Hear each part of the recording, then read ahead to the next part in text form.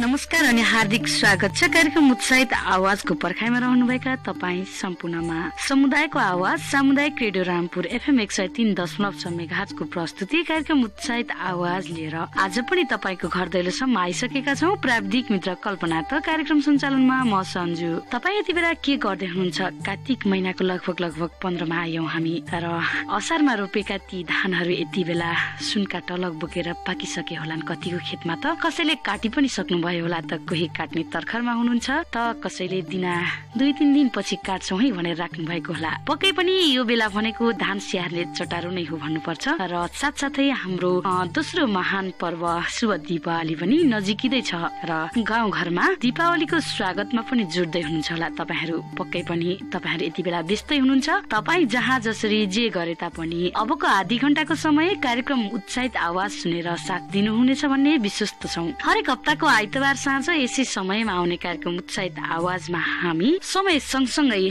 समाजमा देशमा पनि परिवर्तन हुनु पर्दछ, साथसाथै गाउँघरमा अनि समुदायमा पनि, त्यसमा पनि अझै दलित समुदायमा पनि परिवर्तन आउन जरुरी छ र परिवर्तनको लहर फेर्नका लागि दलित समुदायले आफ्नो ठाउँबाट कस्ता पहलहरू गरेका छन् त र ती पहलले परिवर्तन साँच्चीकै आएको हो त र ती परिवर्तन ल्याउनका लागि हामी के कस्ता कदमहरू चाल्न सक्छौं त भन्ने विषयमा थोरै भए पनि सहायता मिलोस् भनेर तपाईहरु समक्ष समय सापेक्ष विषयवस्तुहरू कार्यक्रममा समेट्दै आइरहेका छौं र तपाई कार्यक्रम अन्त्यसम्म सुनेर साथ पनि दिनुहुनेछ र मनमा लागेका सुझाव सल्लाह अनि प्रतिक्रिया पनि लेखी पठाउनु हुनेछ। विशेष यो आशा पनि गरेका छौं र त्यसका लागि हामीले कार्यक्रमको ठेगाना कार्यक्रमको अन्त्यमा राख्ने छौं। कार्यक्रम छोडेर कतै नजानु होला। आजको कार्यक्रममा हामीले विभिन्न क्रियाकलापबाट समाजमा परिवर्तन ल्याउने कोसिस गरेका छन् नै। ती प्रयास मध्ये देशका विभिन्न ठाउँमा गएर कार्यक्रमहरू गरेर र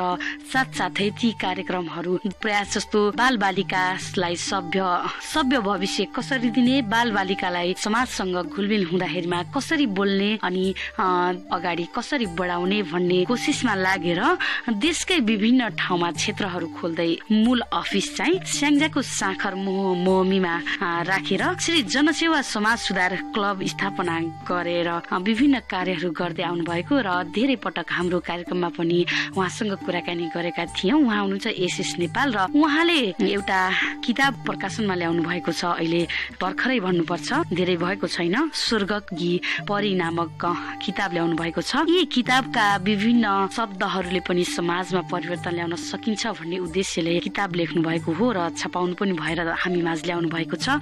उहाँका यस किताबमा के कुराहरू समावेश गरेका छन् त र ती किताबमा भएका विषयवस्तु थोरै भए पनि हामीले आजको कार्यक्रममा राख्ने जमर्कोमा छौं। कार्यक्रम छोडेर कतै नजानु होला। साँच्चीकै हामी अरू गैर समुदाय अन्तर्गत अरू बाल बालिका विभिन्न क्षेत्रलाई समेटेर एउटा श्री जनसेवा समाज सुधार क्लब स्थापना गरेको थियो स्याङ्जा साखर मोहमीमा हेड अफिस गरेर भने अहिले त्यो विभिन्न क्षेत्रमा विस्थापित गरिएको छ। विभिन्न क्षेत्रमा अफिसहरू सहायक अफिसहरू खोलेर कार्य गर्दै आएको छ भने त्यही जनसेवा समाज सुधार क्लबका अध्यक्षका रूपमा रहनु भएको एसएस नेपालले एउटा पुस्तक लेख्नु भएको छ जुन स्वर्गकी परी नामक छ। सो पुस्तक लेखेर समाजमा थोरै भए पनि जनचेतना फैलाउने प्रयासमा लाग्नु भएको छ। उहाँको किताबमा के विषय वस्तुहरू छन् त भनेर म तपाईहरुमा जानकारी दिन गइरहेको छु। तपाईहरुमा जानकारी दिँदैछु।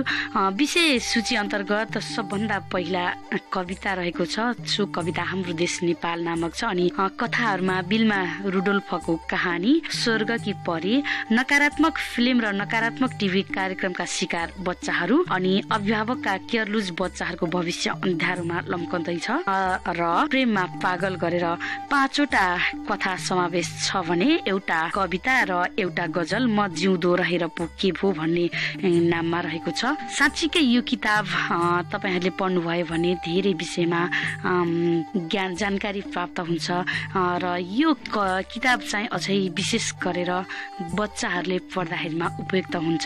यही किताबमा रहेको कविता प्रस्तुत गर्न गइरहेको छु। हाम्रो देश नेपाल, हाम्रो देश नेपाल, हाम्रो देश नेपाल, प्रकृतिको धनी छ है हाम्रो देश नेपाल, हिमाल तराई र पहाडहरूको हाम्रो देश नेपाल, हरियाली वन जंगल खोला नाला बग्ने हाम्रो देश नेपाल, राष्ट्रिय सिमरिकको रङ मयूर गाई हाम्रो देश नेपाल, गुन्द्रुक ढिँडो राष्ट्रिय खाना हाम्रो देश नेपाल। सुन्दर सगरमाथा उच्च शिर हाम्रो नेपाल। सबै नेपालीको एउटै मुटु हाम्रो देश नेपाल। विभिन्न जाति बसोबास गर्ने हाम्रो देश नेपाल। धेरै जाति बस्ने हिन्दू राष्ट्र हाम्रो देश नेपाल। धेरै भाषा संस्कृतिको हाम्रो देश नेपाल। पूर्व मेची पश्चिम महाकालीसम्म हाम्रो देश नेपाल। चन्द्र र सूर्य दुई चुच्चे राष्ट्रिय झण्डा हाम्रो देश नेपाल। गर्व गरौँ नेपाली हौ, गर्व गरौँ हाम्रो देश नेपाल। गर्व गरौँ नेपाली हौ, गर्व गरौँ हाम्रो देश नेपाल। हाम्रो देश नेपाल नामक शीर्षकमा रहेको यो त थियो श्री जनसेवा समाज सुधार क्लबले प्रकाशित गरेको स्वर्गकी परी नामक किताबमा रहेको कविता। साँच्चीकै हाम्रो देश नेपाल हुनुमा हामीले गर्व गर्नुपर्छ र नेपाली भएर बाँच्न पाउनुमा हामीले गर्व गर्नुपर्दछ। विभिन्न जातिहरूको बस्ने एउटै थलोको रूपमा रहेको छ हाम्रो देश नेपाल र विभिन्न भाषा अनि संस्कृति पनि छ हाम्रो देश नेपालमा। साथसाथै हाम्रो देश नेपालका राष्ट्रिय झण्डा अनि राष्ट्रिय रङ, राष्ट्रिय जनावर यी इत्यादिमा पनि हामीले गर्व गर्नुपर्दछ भन्ने कुराहरू समेटिएको थियो यो कवितामा भने। म यसै कविता यो जनसेवा समाज सुधार क्लबले प्रकाशन गरेको स्वर्गकी परी नामकै कथा तपाईँहरूमा राख्न गइरहेको छु। सुरुवात भएको छ। प्रिय प्यारी मम्मी नमस्कार, म हजुरकै अभागी छोरी, म स्वर्गकी परी मम्मी। म हजुरलाई यो पत्र मनभित्रबाट लेखेको छु। मम्मी, यो पत्रका शब्दहरू सबै यो संसारका मम्मीहरूको कानसम्म पुर्याइदिनु म हजुरहरूसँग दुई हात जोड्दै निवेदन गरेकी छु। मम्मी, म त 3-4 महिनाको अर्ध जन्मी बच्ची हुँ। मलाई बाँच्ने रहर थियो, तर म नचाहँदै अबोर्सनको शिकार हुनु पर्यो। मेरो जिन्दगी भनेको हजुरहरूको हातमा थियो। एक दिन बाबाको दिमागमा भयानक सोचले जन्म लियो र बाबाले भन्नुभयो, जुन तिम्रो पेटमा पालिरहेको बच्चाको लिङ्ग परीक्षण गराउनु हो। मम्मीले पनि केही भन्नु भएन अनि छिट्टै जाँच गराउनका लागि मम्मी अस्पताल जानुभयो। जाँच गराउँदा पापी डाक्टरले पनि छिट्टै रिपोर्टमा लेखिदिए कि हजुरको छोरी छिन्। अनि बाबाले अबोर्सन गराउने कुरा डाक्टरसँग गर्नुभयो अनि डाक्टरले धेरै सम्झाइ बुझाइ गरे कि छोरा र छोरीमा केही फरक छैन, यसो नगर्नुहोस्। तर बाबा मम्मीले डाक्टरको कुरै मान्नु भएन। त्यसपछि 1-2 दिन पछि बोलायो अनि 1-2 दिन पछि कति छिटो बितिहालेछ र मम्मी डाक्टरसँग जाने पनि दिन आइहालेछ। मम्मी पनि खुसी हुँदै रमाउँदै जान तयार हुनुभयो। मम्मीलाई पेटभित्रबाट मैले बिन्ती गरिरहेँ, मेरो ज्यान नलिनु, म बाँच्न चाहन्छु। तर कसैले एक सुनेनन् र केही घण्टामा मम्मी डाक्टरको रुममा पुग्नुभयो अनि डाक्टरले मम्मीलाई अबोर्सन इन्जेक्सन लगाइदिए अनि म अभागिनीको शरीरमा दबाईको असर पुग्न थाल्यो अनि मम्मीको कुखबाट बाहिरिने प्रक्रिया सुरु हुन थाल्यो र मेरो राम्रोसँग शरीरको आकार बनेको पनि थिएन। ती सबै एक टुक्रा हुन थाल्यो अनि नर्सले मेरो शरीरका टुक्राहरूलाई निकाल्दै टोयलेटको पिनमा फ्याँक्दै गइन्। कति दुखेका थिए मेरा शरीर, तर मम्मीले एकचोटि पनि यो सोच्नु भएन मेरो छोरीलाई दुख्ला पनि नभनी यस्तो ठुलो निर्णय लिनुभयो। मम्मी, बाबा, म हजुरहरूसँग एउटा प्रश्न गर्न चाहन्छु। गाउँमा या बजारमा स्वास्थ्य चौकीहरूमा सितैमा परिवार नियोजनका साधनहरू उपलब्ध थियो, त्यो चाहिँ हजुरहरूले प्रयोग गर्नु भएन। यदि हजुरहरूले त्यो प्रयोग गरिदिनु भएको भए म मम्मीको कुखमा आउने नै थिइनँ, मलाई मर्नु पर्ने थिएन। बाबा मम्मी सन्तान नहुनुको पीडा उनीहरूलाई सोध्नुहोस् जसको विवाहित जीवनको लामो समयसम्म कुनै जन्मको मुहार देख्न पाएका छैनन्। हजुरहरूले गल्ती नगरेको भए हुन सक्थ्यो कि म यस्ता मान्छेको कोखमा जन्म लिन्थे कि हजुरहरूले किन मेरो हत्या गर्नुभयो? हुन सक्छ हजुरहरूले यसलाई अबोर्सनमा टाल्नुहोला, तर म यसलाई हत्या नै भन्छु। किनभने मेरो जीवन त हजुरहरूले मार्नुभयो। हुन त मलाई पनि रहर थियो मेरो कोमल पाउले टेकेर धरतीमा हिन्डुल गर्न र भर्याङ र चौतारीहरूमा खेलकुद गर्न। सबै चाहना चकनाचुर भयो। बाबा मम्मी, म यदि जन्मेकी भए म दाजुहरूले जस्तै राम्रा लुगा माग्ने थिइनँ। दाजुभाइले छोडेका लुगाहरूले नै सन्तुष्ट हुने थिए। खाना पनि चोखो र पेटभरि पनि माग्ने थिइनँ। दाजुभाइले छोडेको जुठो खाएर आफूलाई जीवित राख्ने थिएँ। स्कुल विद्यालय जानका लागि पनि नयाँ ड्रेस मागेर सताउने थिइनँ। नयाँ कापी कलम पनि मागेर सताउने थिइनँ। दाजुभाइले फ्याँकेकोले नै काम चलाउने थिएँ, तर पनि मेरो बाँच्ने अधिकार रहेनछ। विवाह गर्दा म दाइजूको पनि माग गर्ने थिइनँ। बाबा मम्मी, म छोरी भएर पनि हजुरहरूको काज क्रिया गर्ने थिएँ। बाबा मम्मी बाँकी सबैभन्दा कुरा यहाँ ठुलो कुरा चाहिँ घाटबाट कपाल खौरने परम्परा, त्यो पनि कुनै ठुलो कुरो कुरो होइन। यो संसारका मान्छेहरूले छोरीलाई यस्तो अधिकार दिएर त हेरुन्, छोरीले छोराले जस्तै भन्दा राम्रोसँग जिम्मेवारी निभाउँछन्। म कपाल पनि खोरेरै आउने थिएँ। एउटा कुरा चाहिँ यो संसारका मान्छेहरू सोचिरहेका छैनन् कि छोरी बिनाको यो संसार कति अधुरो हुन्छ। किनभने जब सबैको घरमा छोरा मात्रै भएपछि यो संसार के गरी चल्ने। छोरा मान्छे आफ्नो कर्तव्य पूरा गर्छन्, तर छोरीहरू पनि जिम्मेवारी निभाउँछन्। र छोरीको जीवन कति रूपमा परिणत हुन्छ। छोरी जन्मिन्छन्, कन्या भइन्, जब ठुली हुन्छन् विवाह हुन्छ, श्रीमान श्रीमतीको वास्तविकता निभाउँछिन्, साथीको अर्थ निभाउँछिन्, आमाको अर्थ निभाउँछिन्, घर बिग्रनीको अर्थ निभाउँछिन्। धेरै चोलाहरू फेर्ने यो छोरी नै त हुन्। तर छोरीलाई आज पनि छोरा र छोरीमा भिन्नताको दृष्टिकोणले हेरिन्छ किन? हस् त मम्मी, फेरि अर्को पत्रमा भेट गर्ने बाचाको साथमा बिदा हुन चाहन्छु। मेरो अर्को पत्रको प्रतीक्षा गर्नुहोला। हजुरकै अनजन्मी छोरी स्वर्गकी परी। साँच्चीकै यो कथामा समेटेको पत्रले सबैको मन एकछिन मर्माहत नै गराउँछ। साँच्चीकै छोरीलाई हेर्ने दृष्टिकोणमा यति साह्रो तुच्छ किन? छोरीलाई छोरी भएर जन्म लिनुमा विडम्बना सोचिने किन? छोरी पनि त संसार चलाउने प्रक्रियामा सबैभन्दा महत्त्वपूर्ण अङ्ग नै त हुन्। तर छोरीलाई किन सोचिन्न जन्म दिनका लागि? छोरी हो भनेर पहिलाइसकेपछि जन्म लिनुभन्दा अगाडि नै मारिन्छ किन? साँच्चीकै यो परम्परा अहिले समाजमा यत्रत्यत्र जताततै छरिएको छ। छोरीलाई जन्म दिनुमा आमालाई पनि मात्रै दोष दिइन्छ। धेरै छोरी भए भनेर पनि जन्म दिने आमालाई नै लान्छना लगाइन्छ। तर छोरी हुनुमा, छोरीलाई जन्म दिनुमा त्यो आमाको दोष हुँदैन। सिङ्गो देश हाँक्ने प्रक्रियामा पनि यति बेला छोरी नै उत्रिरहेको अवस्था छ। तर छोरीलाई हेरिने दृष्टिकोणमा चाहिँ यस्तो यो चाहिँ कदापि राम्रो मानिँदैन। छोरीलाई पनि छोरा सरह जिउने अधिकार छ र छोरीलाई पनि छोरा सरह बाँच्ने अधिकार, सबै कुरा प्राप्त गरेर बाँच्ने अधिकार छ। तर छोरीलाई जन्म नै नदिई अकालमै मारिने चलनका कारण धेरै छोरीहरूको हत्या भइरहेको छ।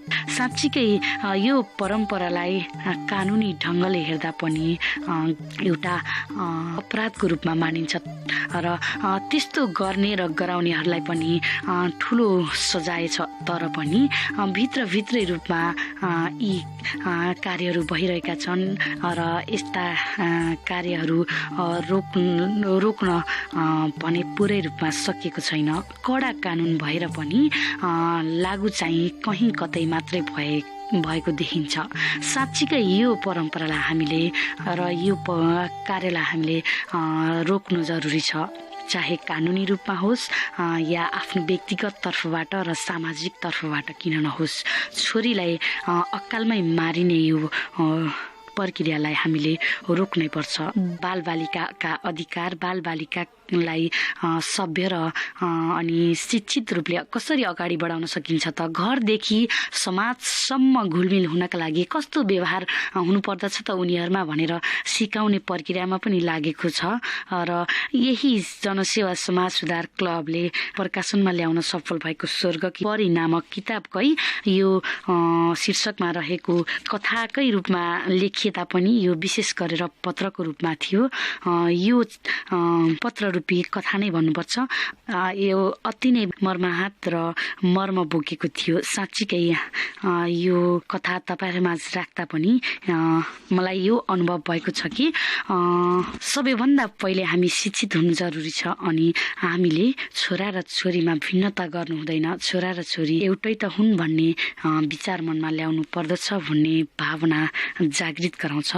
र यो तपाईँहरूले पढ्नै पर्ने किताब रहेको छ र तपाईँहरूले यो किताब खोजी पढ्नुहोला भन्ने आग्रह पनि गर्न चाहन्छु कार्यक्रम उत्साहित आवाजबाट। आज अलि फरक किसिमको कार्यक्रम तपाईँहरूमाझ ल्याएका छौँ, जुन विभिन्न कार्य गरेर समाज परिवर्तनमा ल्याउने इच्छा प्रकट गर्दै हिँड्नुभएका र गर्दै पनि हिँड्नुभएका एकजना एसएस नेपाल ले जनसेवा समाज सुधार क्लबका अध्यक्ष पनि हुनुहुन्छ। उहाँले नै एउटा किताब प्रकाशनमा ल्याउनु भएको थियो, स्वर्ग की परी। सोही किताबमा रहेको सामग्री, केही थोरै सामग्री र त्यसले दिन खोजेका सन्देशहरू तपाईँहरूमाझ हामीले राखिरहेका छौँ आजको कार्यक्रममा। र सोही अन्तर्गतको अर्को सामग्री म गजल तपाईँहरूमाझ राख्न गइरहेको छु। गजलको शीर्षक छ म जिउँदो रहेर पो के भो, म मरेर पो के भो, देश र समाजको लागि केही गर्न नसकेको बेला, बेसहाराको सहारा बन्न नसकेको बेला, समाजमा अनुशासनको सन्देश दिन नसकेको बेला, म जिउँदो रहेर पो के भो, म मरेर पो के भो, अपाङ्ग धरतीमा अचानक लडेको बेला, आँखा नदेख्ने सडक पार गर्न नसकेको बेला, बिमार मान्छे बसमा उभिएर यात्रा गरेको बेला, म त्यही बसमा सिटमा बसेर यात्रा गरेको बेला, म जिउँदो रहेर पो के भो र म मरेर पो के भो, मान्छे बिमार परि बाटोमा बेहोसीमा ढलेको बेला, म नदेखि जसो गरी म नदेखि जसो गरी नेटोकारी हिँडेको बेला, भोकको मान्छे खाना नपाए पेट मिची मिची हिँडेको बेला, मसँग खाना छँदा उसलाई नदिएको बेला, म जिउँदो रहेर पो के भो र म मरेर पो के भो, बाल बालिकालाई पढ्ने लेख्ने बेला श्रममा लगाएको बेला, खेल्ने कुद्ने रमाउने समय श्रमी बनाइ राखेको बेला, बाल बालिकाको सम्मानको हनन गरेको बेला, बाल बालिका श्रम गर्दै रहिरहेको बेला, म जिउँदो रहेर पो के भो, म मरेर पो के भो, सासूले बुहारीलाई अत्याचार गरेको बेला, श्रीमानले श्रीमतीलाई कुटपिट गरिरहेको बेला, बाबा आमाले छोरी भनी हेला गरिरहेको बेला, म त्यही समाजमा बसी हेरिरहेको बेला, म जिउँदो रहेर पो के भो र म मरेर पो के भो, नेपाल धरतीको ठाउँ ठाउँमा सीमा मिचिएको बेला, नेपाली अस्मिता सुटु लुटिएको बेला, म लागु पदार्थ चुरोट अन्य नशामा हिँडिरहेको बेला, मोज मस्ती र स्वार्थमा बिन्दास भई म हिँडेको बेला, म जिउँदो रहेर पो के भो र म मरेर पनि के भो, हाम्रा चेलीहरू विदेशमा बेचबिखन भएको बेला, सच्चा प्रेमको नाटक दलालहरूले गरिरहेको बेला, नेपाली दिदी बहिनी झुटो जालमा परेको बेला, सही र गलत छुट्याउन नसकी दलालको फन्दामा परेको बेला, म जिउँदो रहेर पो के भो र म मरेर पो के भो। साँच्चीकै गजल समाजदेखि लिएर